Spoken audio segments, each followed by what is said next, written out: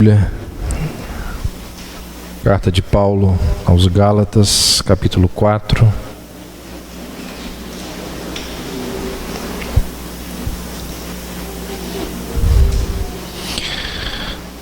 Verso 12 ao 20. Sede qual eu sou, pois também eu sou como vós. Irmãos, assim vos suplico, em nada me ofendestes. E vós sabeis que vos preguei o Evangelho a primeira vez por causa de uma enfermidade física. E posto que a minha enfermidade na carne vos foi uma tentação, contudo não me revelastes desprezo nem desgosto, antes me recebestes como anjo de Deus, como o próprio Cristo Jesus. Que é feito, pois, da vossa exultação, pois vos dou testemunho de que, se possível fora, teríeis arrancado os próprios olhos para me dar. Tornei-me, porventura, vosso inimigo, por vos dizer a verdade? Os que vos obsequiam, não o fazem sinceramente, mas querem afastar-vos de mim para que o vosso zelo seja em favor deles. É bom ser sempre zeloso pelo bem, e não apenas quando estou presente convosco, meus filhos, por quem, de novo, sofro as dores de parto até ser Cristo formado em vós. Pudera eu estar presente agora convosco e falar-vos em outro tom de voz, porque me vejo perplexo a vosso respeito. Senhor Deus, nós nos dirigimos ao Senhor, pedindo que a Tua palavra nos fale ao coração. Ó Deus, perdoa-nos quando nós, mesmo sabendo da importância, da relevância, negligenciamos a Tua palavra. Quando nós trocamos, ó Deus, este momento aqui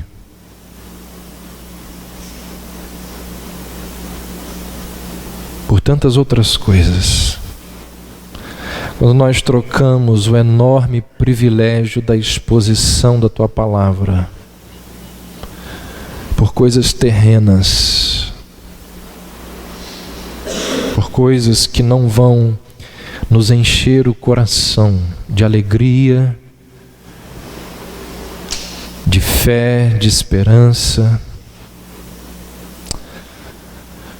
Mas obrigado, ó Deus, porque existem aqueles que entendem da relevância e da importância da Tua palavra, exposta e pregada.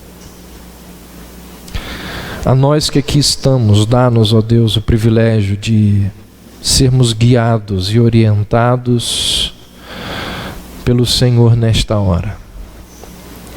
Pedimos que a Tua palavra traga edificação, consolo, estímulo, esperança para nós que aqui estamos. Esta é, ó Deus, a nossa oração neste momento. Em nome de Jesus. Amém. Quem lê a Epístola aos Gálatas pela primeira vez e vem lendo assim, né, desde o primeiro verso do capítulo 1 até aqui, essa pessoa pode ter uma impressão de que Paulo é alguém, de que o apóstolo Paulo é um escritor ou um teólogo que é só cabeça e pouco coração, como existem muitos hoje em dia. Isso é muito possível acontecer, e acontece aos montes. Gente que tem muita teologia, mas pouca piedade, ou nenhuma piedade. E quem lê a carta até aqui, o capítulo 4, pode pensar que Paulo é muito teológico e tem pouco coração. Ou que ele escreve toda essa epístola altamente irritado, aborrecido com os Gálatas, e que o tom vai ser esse até o fim da epístola. Mas quando se chega aqui no capítulo 4, nessa parte aqui do capítulo 4, essa impressão ela deixa de existir. Quando você lê esse parágrafo, essa impressão deixa de existir. Ou seja, nessa parte da epístola, Paulo ele passa, alguém diz, das palmadas para os abraços. Ele vai se dirigir àqueles irmãos com ternura. Se você observou durante a leitura no verso 12, ele os chama de irmãos. Depois no verso 19 ele vai usar uma linguagem muito própria do apóstolo João. Ele vai dizer meus filhos. João já é mais terno, João chama de filhinhos. Depois ele vai se comparar à mãe dessas pessoas, à mãe dos seus leitores, quando ele diz que está sofrendo dores de parto. Então, do início da epístola até aqui, nós nos deparamos com Paulo, o teólogo, o defensor da fé, aquele que escreve com severidade. E aqui, a partir do verso 12 do capítulo 4, ou pelo menos nesse pedaço, nós nos deparamos com o apóstolo Paulo, amante de almas, com o apóstolo Paulo, que é pastor, que se preocupa com o coração, com a alma das pessoas a quem ele está escrevendo. Outra coisa muito interessante que a gente encontra aqui nesses versos são dicas, orientações ou sugestões de como Paulo plantou aquela igreja ali na região da Galácia. Porque aqui Paulo se volta para o passado, ele volta o olhar dele para trás, ele fala do tempo em que o ministério dele florescia ali em meio aos gauleses. Ele lembra aquele período onde o relacionamento entre eles, Paulo e crentes da Galácia, apóstolo e igreja implantada, ele lembra daquele tempo em que o relacionamento entre eles era muito sadio. E ao se lembrar, ao se voltar para o passado, ele nos tira aqui, ele nos tira do passado, daquele momento histórico, lições para as nossas vidas. Nessa parte da epístola onde Paulo fala de forma mais pastoral, nós aprendemos muitas e preciosas lições às nossas vidas. Hoje eu separei 3 dessas lições, como os famosos pregadores batistas da antiguidade, onde todos os sermões tinham lá 3 pontos. Hoje eu estou me remetendo a eles. Então tem 3 pontos importantes aí. Estou lembrando desses pregadores batistas. 3 pontos interessantes, importantes para a minha, para a sua, para as nossas vidas. Vamos a eles. Primeiro aí, o Evangelho. Esse texto nos lembra, nos ensina deste princípio de que o Evangelho ele é culturalmente flexível. Culturalmente flexível. Olha o que Paulo diz no início dessa parte. Ele diz assim: sede qual eu sou, pois também eu sou como vós. Quando Paulo visita aquelas pessoas, gente, Paulo não mantém distância. Paulo não assume ares de dignidade do tipo: eu sou apóstolo, não posso me misturar com vocês, não posso brincar com vocês. Paulo não foi metido. Paulo se igualou a eles. Paulo se identificou com eles. Paulo colocou-se no lugar deles. Paulo comeu com eles, Paulo caminhou com eles, Paulo envolveu-se com eles, Paulo conversou com eles.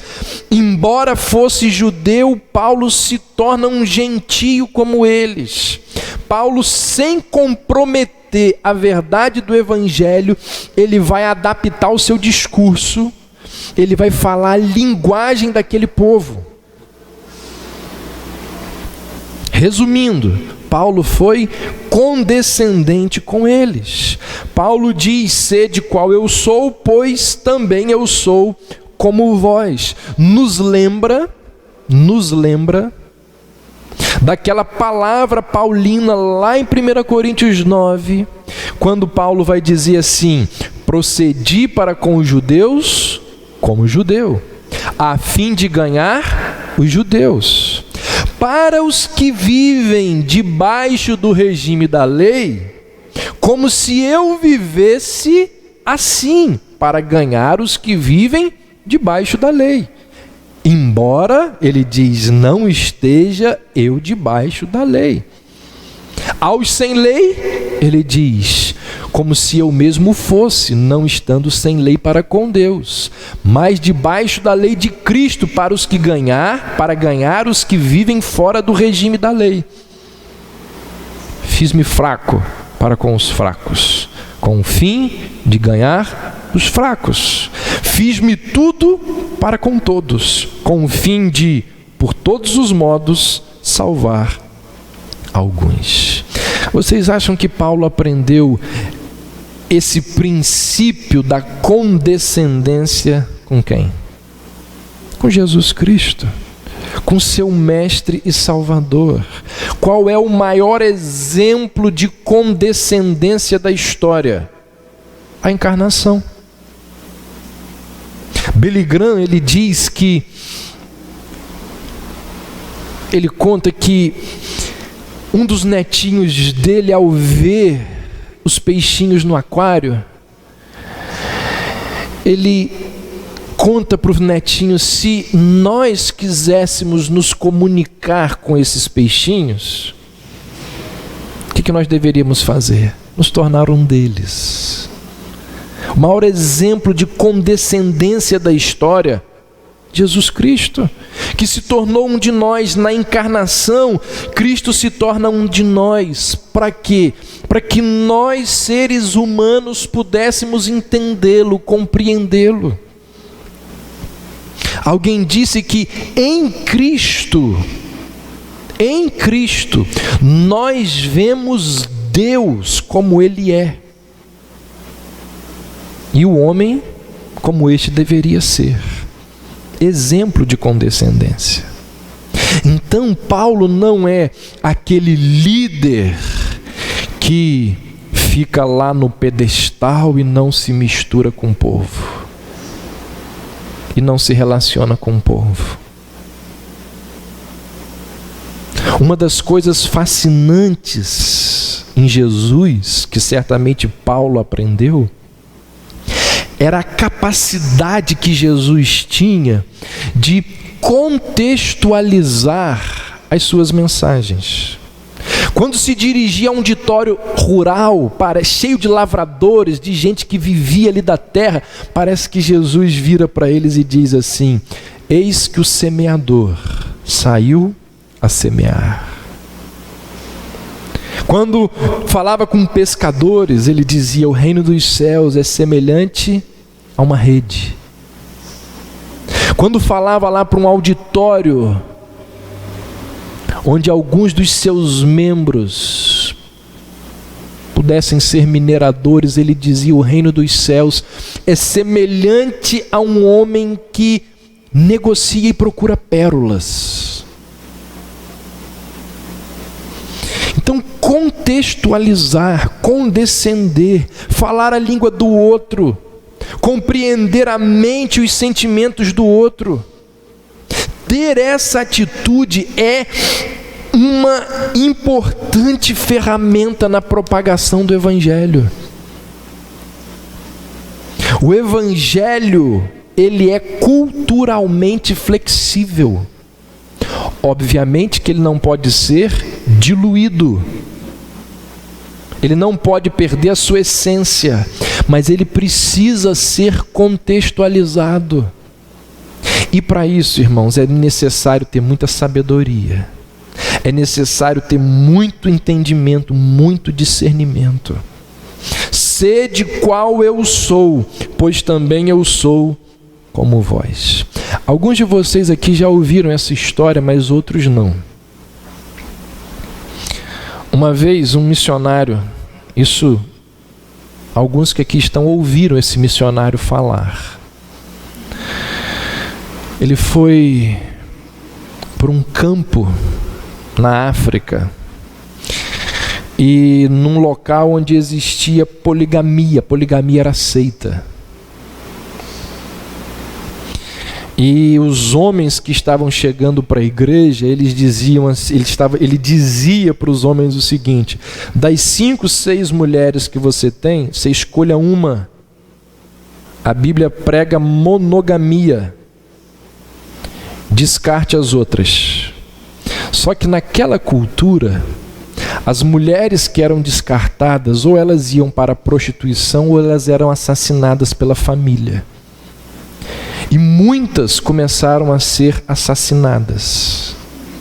O líder daquele local chegou para aquele pastor e disse: que Deus sangrento é esse que você está trazendo para a minha terra? Então ele entendeu que durante aquele momento, quando ele chega naquela cultura que já estava estabelecida a poligamia, ele permitiu que aqueles que já tinham lá 4, 5 esposas permanecessem com as suas esposas, e aqueles que estavam iniciando na igreja, a exigência para esses que começavam era de monogamia. O que é isso? Flexibilidade.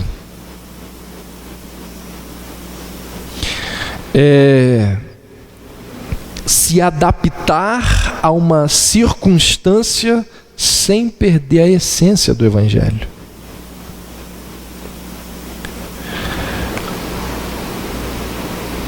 Não sei quantos que aqui faziam parte da Igreja Batista da Coroa. Isso deve ter mais de 20 anos. Existiu uma vez, eu acho que o nome foi esse, nós resolvemos fazer ali no bairro uma vez um negócio bem diferente. Nós saímos pelo bairro avisando para as crianças que no dia de Cosme e Damião a igreja ia dar doce. O povo olhou com aquela igreja batista dando doce no dia de Cosme e Damião, mas como assim? E se eu não me engano, o nome do evento foi Jesus o Doce Maior, alguma coisa assim. E no dia de Cosme e Damião, as crianças do bairro, todas elas foram na igreja. E ali, aquele templo cheio de crianças, cheio de gente grande que veio ver o que era aquilo, nós pudemos explicar para aquelas crianças e para os pais daquelas crianças que Cosme e Damião foram 2 homens do reino de Deus que jamais permitiriam que a Igreja Católica fizesse o que faz com o nome deles hoje em dia. Ali nós pregamos o Evangelho, ali nós falamos de Jesus. Ou seja, sede qual eu sou, pois também eu sou como vós. Culturalmente flexível. Há pouco tempo eu ouvi dizer de um pastor que foi aos Estados Unidos visitar outro, e o amigo levou, disse: eu quero que você vá comigo ao encontro, preciso que você vá lá para você ver o que você nem imagina. E ele, nesse encontro, era um encontro de motoqueiros, aquele pessoal todo tatuado, cheio de piercing, só gente estranha. Estava tendo um culto deles. com rock pesado. De repente, quem que vai pregar no encontro? John Piper. E aquele amigo John Piper pregando aqui. Como assim? O evangelho, irmãos, é culturalmente flexível.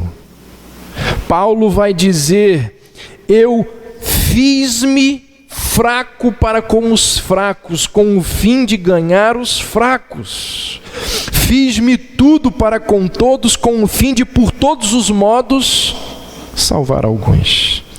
Repito, é necessário você ter muito discernimento, muita sabedoria, porque sem discernimento e sem sabedoria você faz besteira com isso aqui. Mas não é porque alguns podem fazer besteira que a verdade deve ser omitida. Então, Paulo nos ensina esse princípio, essa verdade de que o evangelho é culturalmente flexível, enquanto que, ou por outro lado, uma das marcas registradas da mentalidade legalista, do judaísmo legalista, é a sua inflexibilidade, é a sua obsessão com detalhes. O legalismo, ele reduz o cristianismo a uma lista de pode, não pode, faça, não faça. O legalismo, ele cria um sistema moralista cheio de regras, que por causa da sua intolerância, exclui toda a possibilidade de amor e de compaixão nas relações entre as pessoas. Nós temos aqui na nossa igreja irmãos amados, queridos, que vieram de outras igrejas, que vieram de outras denominações. E quando você conversa um pouquinho com elas, você fica espantado do legalismo, do farisaísmo de onde eles vieram. E aí eu olho para a minha realidade, para a minha denominação, para o meu coração, para a minha igreja e peço assim: Senhor, mostra para mim quais são os meus legalismos, quais são os caminhos onde eu vivo nesse sistema moralista cheio de regras que aprisionam e não dão liberdade. Primeiro princípio que a gente aprende aqui com Paulo é que o evangelho, ele é culturalmente flexível. Sede qual eu sou, pois também eu sou como vós. Segunda verdade que a gente aprende com esse texto do apóstolo é que nós precisamos encontrar oportunidades em meio às adversidades. Olha o que Paulo diz aí no verso 13. E vós sabeis que vos preguei o evangelho a primeira vez por causa de uma enfermidade física. Existe muita especulação acerca de que enfermidade foi essa. Você pegar livros, comentários, cada um vai falar uma coisa. Por exemplo, tem pesquisadores que entendem que essa doença mencionada por Paulo era malária, e que Paulo tinha contraído malária ali nos pântanos infestados de mosquitos da Panfilha, naquele tempo, naquele momento em que Paulo viajou, naquela ocasião em que ele esteve com João Marcos, narrado ali em Atos 13, quando João Marcos volta para casa, quando João Marcos não prossegue. Entende-se que um dos motivos pelos quais que faz João Marcos desistir era essa dificuldade. Outros estudiosos entendem que aqui em Gálatas, essa doença que Paulo menciona é apenas uma crise que Paulo teve de alguma condição crônica da sua saúde. Ou seja, ele já tinha um problema e quando ele chega aqui nessa região, esse problema vai se agravar. Ainda existem aqueles que defendem que essa enfermidade paulina era algo relacionado à visão. E aí eles vão citar o verso 15, olha aí no verso 15. Para confirmar a tese deles, ele diz: se fosse possível, vocês teriam arrancados os próprios olhos para me dar. Então, baseado nesse texto, eles acham que é alguma coisa relacionada à visão de Paulo. Nós não sabemos ao certo que doença foi essa, mas uma coisa a gente pode ter certeza em relação a essa doença: ela trazia sintomas desagradáveis, sintomas repugnáveis, que desfiguravam o apóstolo. Olha o que Paulo diz no verso 14: a minha enfermidade na carne vos foi uma tentação, contudo não tiveram para comigo, ele diz, desprezo e nem desgosto. Então foi alguma coisa assim repugnante, desagradável. E Paulo nos diz que foi por causa dessa enfermidade que ele parou ali na região da Galácia. Ele só ficou ali em razão de um desvio do seu itinerário traçado, do seu planejamento, por causa de um atraso na sua agenda, por causa da doença. Ao que parece, Paulo não planejava pregar o evangelho nessa região, mas a enfermidade fez com que Paulo ficasse ali. E por que ficou ali, pregou o evangelho.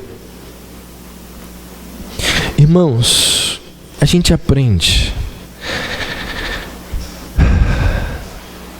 Nós devemos viver de tal forma, ou deveríamos viver de tal forma que, ao invés de ficar lamuriando, reclamando, nós deveríamos encontrar oportunidades no meio das adversidades. Os caminhos da providência de Deus, eles são misteriosos. A gente não entende,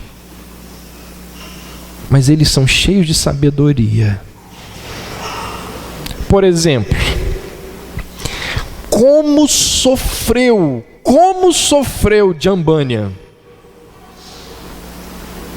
John Piper tem lá um livrinho que conta sobre as aflições de John Bunyan, de William Cowper e de David Brainerd. Como sofreu John Bunyan. Foi para a cadeia.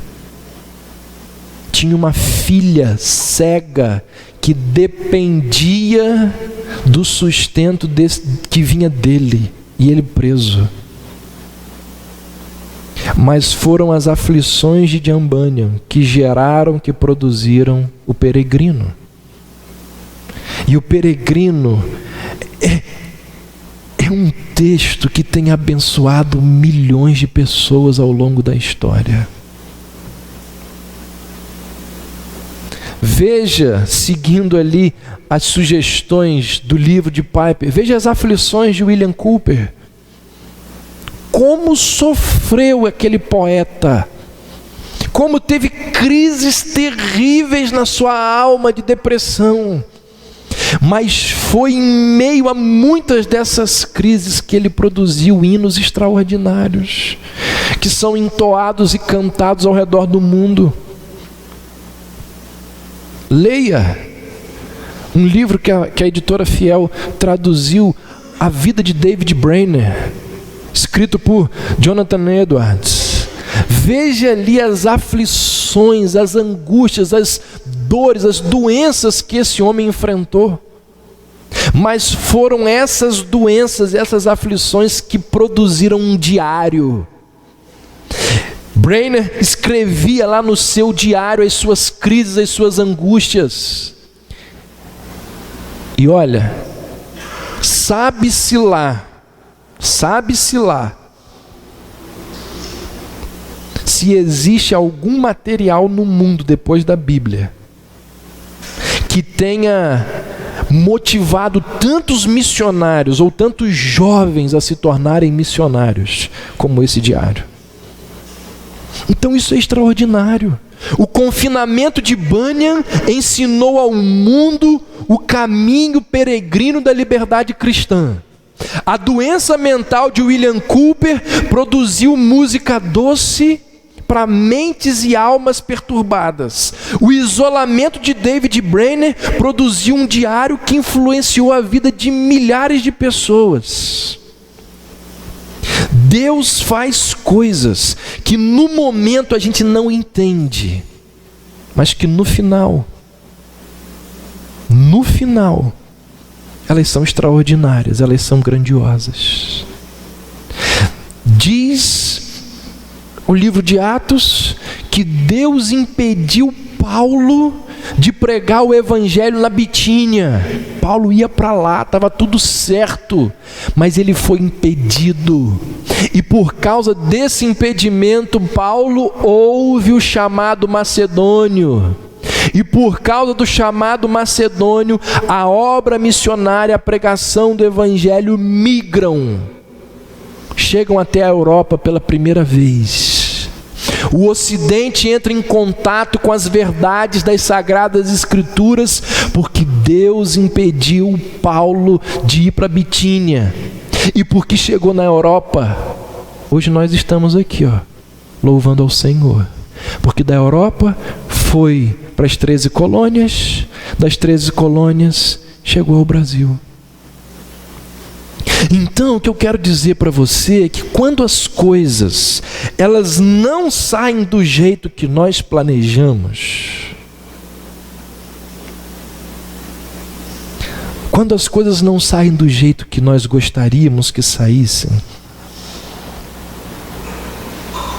e cá para nós, como que a gente fica irritado, né? Tem uns que ficam muito, tem outros que ficam um pouco, mas todo mundo fica. Aquele que é todo certinho, organizadinho, quando as coisas não saem do jeito, mas que raiva que a pessoa fica. Parece que o mundo acaba. São aqueles dias em que nós dizemos assim, a gente chega à noite em casa, olha para o dia e diz assim, hoje deu tudo errado. Ou então a gente fica um mês e está dando tudo errado.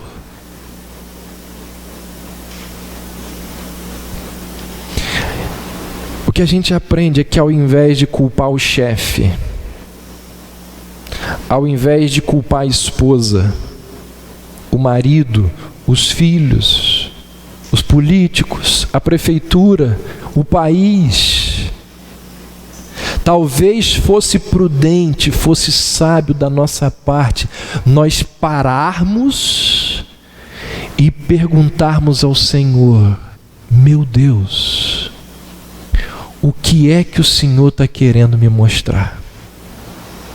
Por que está dando tudo errado? Será que o Senhor está querendo me dizer alguma coisa que de outra maneira, que se tudo saísse do jeitinho que eu planejei, eu não conseguiria ouvir? Então, Paulo nos ensina aqui, eu preguei o evangelho aí, mas não era a minha intenção, eu só parei para pregar o evangelho aí por causa de uma enfermidade grave que me segurou nesse lugar. Então nós precisamos aprender a não viver lamuriando e encontrar oportunidades, mesmo em meio ao caos. Olha o que disse essa poetisa, que diz essa poesia: louvo a Deus pelas experiências amargas. Será que a gente consegue fazer isso? Amigas da graça elas são. Tiram-me dos caminhos fáceis de trilhar e ao lugar secreto me conduzirão. Louvo a Deus pelos amigos que falharam e a necessidade de meu coração não puderam aliviar. Aos pés do Salvador eles me levaram, para ali do seu amor me alimentar. Sou grata ainda por tudo o que ao longo da vida ninguém pôde satisfazer. Assim, somente em Deus, satisfação rica e completa pude obter. Irmãos, o salmista disse lá no Salmo 119, ele diz assim: foi-me bom ter passado pela aflição, para que eu aprendesse os teus decretos. Então, esse texto nos ensina a encontrarmos oportunidades nas adversidades. E esse tópico serve de link para o meu último e próximo ponto. O que a gente aprende nesse texto aqui? Deus admite o sofrimento e as dificuldades do mundo na vida dos cristãos.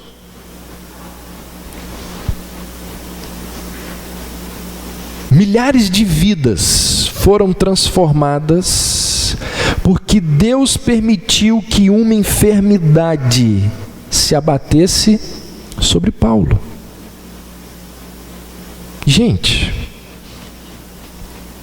quantas pessoas ao longo da história têm sido abençoadas pela carta aos Gálatas?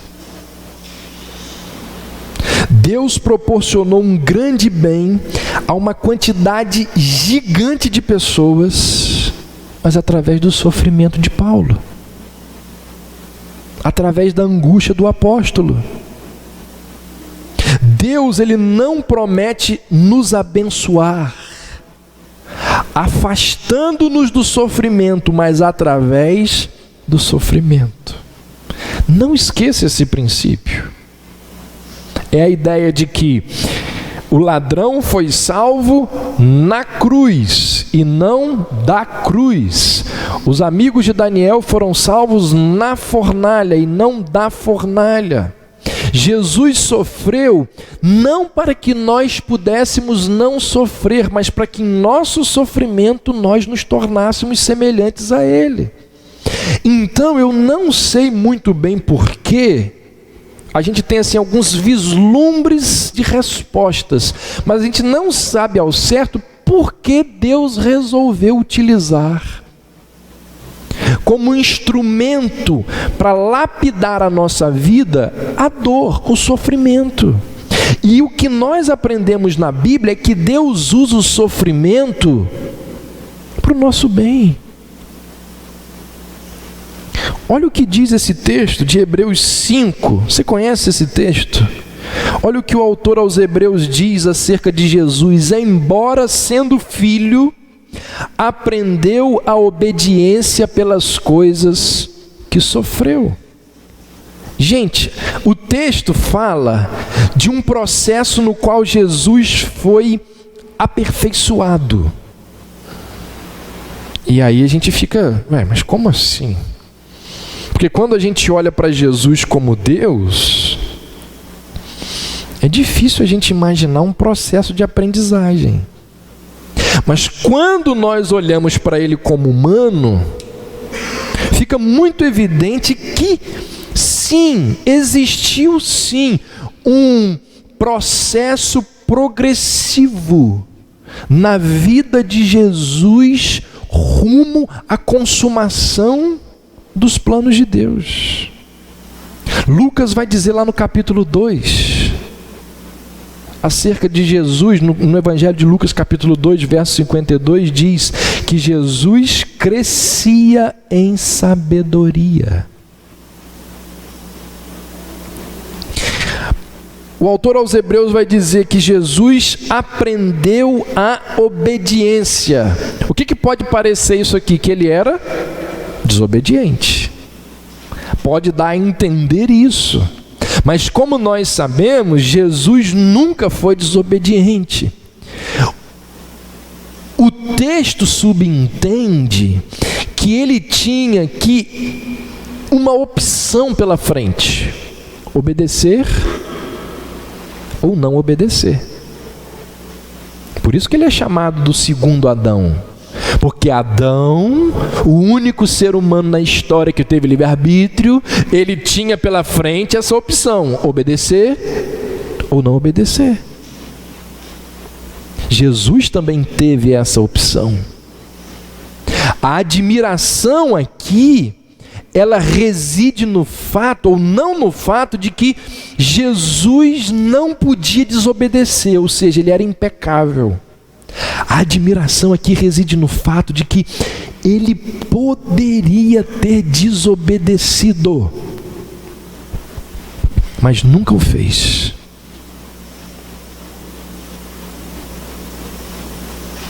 Há pouco tempo nós falamos sobre as tentações de Jesus aqui nos cultos de quinta-feira. Se Jesus não podia desobedecer, então as tentações não eram reais. Para as tentações de Cristo serem reais, ele teria que ter a possibilidade de ceder à tentação. E se as tentações de Cristo não foram reais, então Cristo não pode ser o nosso sumo sacerdote. Então as tentações foram reais pelo fato de que ele poderia sim desobedecer, mas ele nunca o fez. Aprender a obediência aqui em Hebreus 5 não significa mudar da desobediência para a obediência. Significa aprofundar-se mais e mais no experimentar a obediência. Então o autor aos Hebreus diz: embora sendo filho, aprendeu a obediência. E olha o que ele diz agora: essa obediência foi aprendida através das coisas pelas quais ele passou, pelas coisas que sofreu. Os sofrimentos de Jesus foram o campo de teste no qual a obediência de Cristo se tornou adulta, madura. Semana que vem à noite nós vamos ter ceia. E aí eu vou pregar naquele texto de Jesus no Getsêmani. E ali nós vamos ver como que a obediência de Cristo ali estava madura. Até Cristo foi preparado para aquele momento. Quando a gente olha para as Escrituras, nós aprendemos o quê? A tribulação, ela é usada para aprimorar a nossa fé. Abra aí rapidinho, 1 Pedro capítulo 1.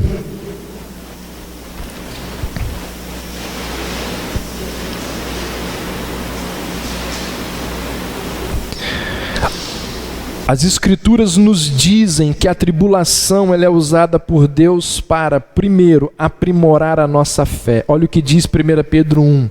Mediante a fé, são protegidos pelo poder de Deus até chegar à salvação, prestes a ser revelada no último tempo. Nisso vocês exultam, ainda que agora por um pouco de tempo devam ser entristecidos por todo tipo de provação. Assim acontece para que fique comprovado que a fé que vocês têm, muito mais valiosa do que o ouro que perece, mesmo que refinada pelo fogo, é genuína e resultará em louvor, glória e honra quando Jesus Cristo for revelado. Então a tribulação é usada por Deus para aprimorar nossa fé. Segundo, a tribulação é usada por Deus para nos tornar mais maduros. Tiago capítulo 1, abra aí.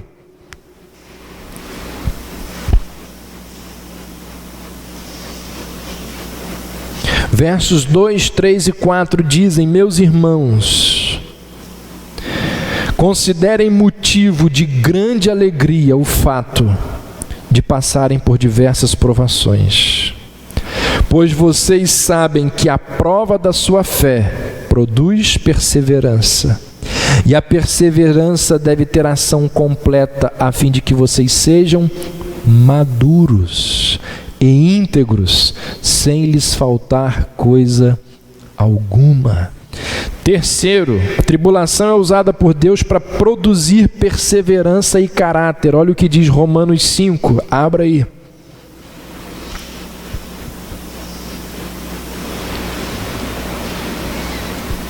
Versos 3, 4 e 5 de Romanos 5 diz: nos gloriamos nas tribulações, porque sabemos que a tribulação produz perseverança, e a perseverança um caráter aprovado, e o caráter aprovado, esperança. Já falei disso aqui na igreja uma vez. Existe um livro de uma americana que ela diz, o título do livro é Não Deixe a Morte Arruinar Sua Vida.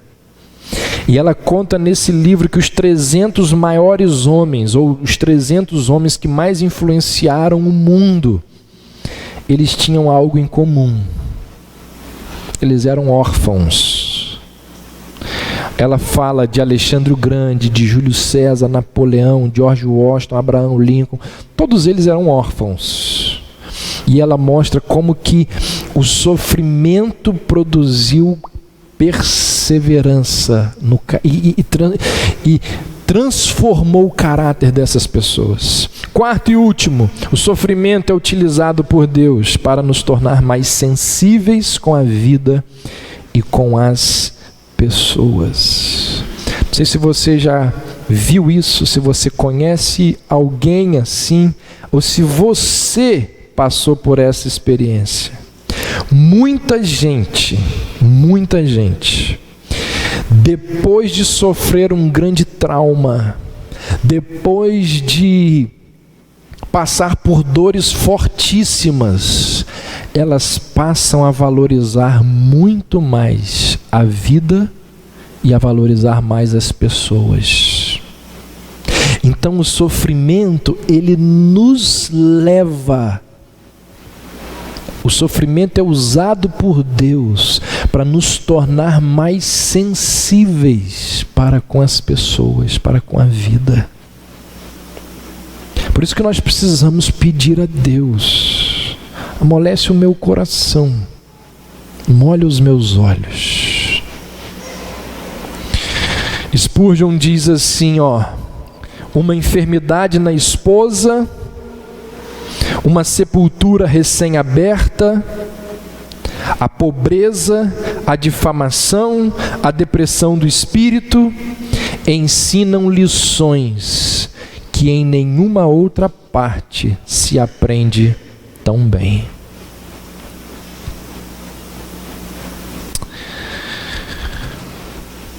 Eu encerro dizendo o seguinte: